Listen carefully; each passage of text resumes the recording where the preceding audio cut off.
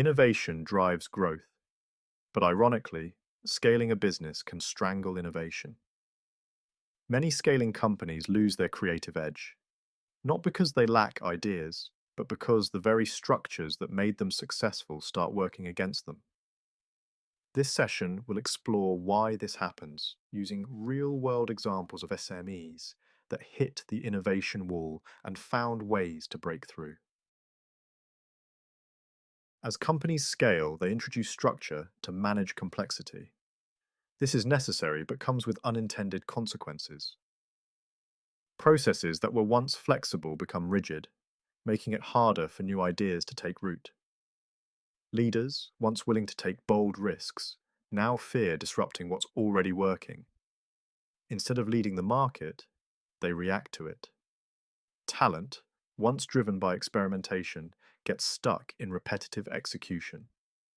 And the people you now attract and hire often have a different mindset to the people that were attracted when you ran a smaller operation, leading to a culture that's less agile. Take Ocado, a UK-based online grocer. Initially, they thrived on cutting-edge automation and AI-driven logistics. But as they scaled, early innovation slowed, until they deliberately built separate, agile innovation teams to regain their edge. Tandem Bank launched as a challenger fintech, offering customer-driven digital banking solutions. Their initial growth was fueled by rapid innovation, new features, customer-friendly products, and an agile approach to risk. But as they scaled, regulatory constraints and internal processes slowed them down. They spent more time ensuring compliance than experimenting with new ideas. Meanwhile, newer fintechs like Revolut and Starling outpaced them, forcing Tandem to shift from market leader to follower. The lesson? Scaling needs a strategy for preserving innovation, not just efficiency. Every scaling company faces an inflection point. Stick with what's working or continue evolving. The temptation to play it safe is strong. Why fix what isn't broken? But history shows that companies who optimize purely for efficiency risk stagnation.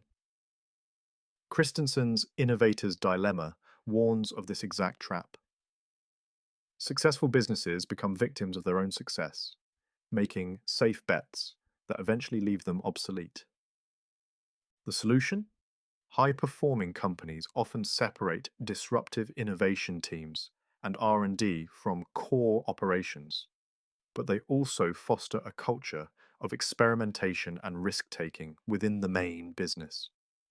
They implement processes to evaluate and prioritize new ideas systematically and ensure a balance of incremental, adjacent, and transformative innovations. Incremental innovation still remains within the business but is actively nurtured, preventing stagnation. Companies like Graphcore, AI hardware, and VO Robotics, manufacturing automation, do this by embedding innovation as a continuous practice, rather than treating it as an isolated function.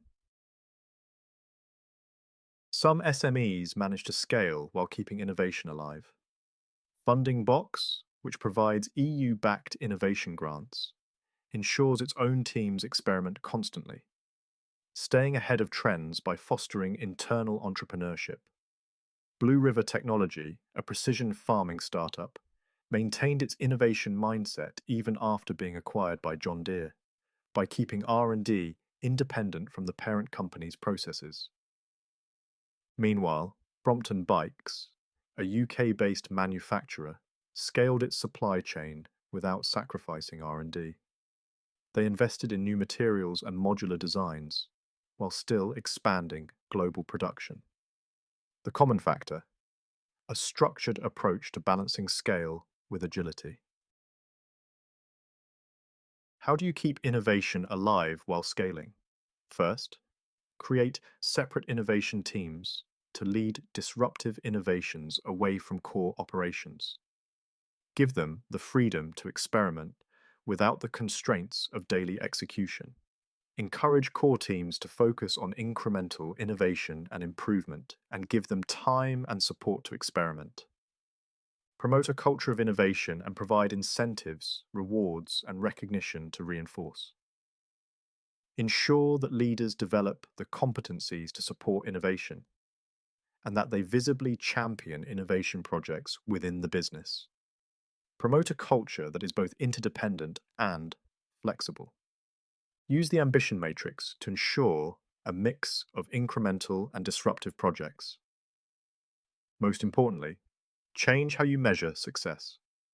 If you only reward efficiency, you'll kill innovation. Introduce performance indicators for experimentation, customer insights, and R&D impact. Finally, take inspiration from companies like Ecolabs, who offer innovation sabbaticals, allowing employees to step away from routine work to explore new ideas. Or Google, who gives all staff 20% time to work on their own projects, leading to products like Gmail and Google Maps.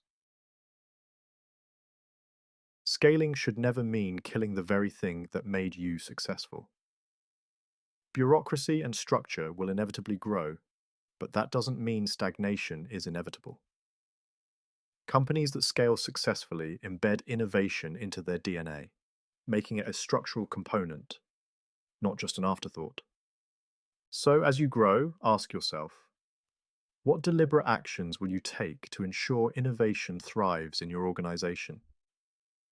Because if you don't decide, inertia will decide for you. If you're serious about keeping innovation alive in your scaling company, take action. Join the Innovation Strategy Hub, take our online course in Mastering Innovation Strategy, or book a consultation to develop a strategy tailored to your business. Because in today's world, innovation isn't optional, it's survival.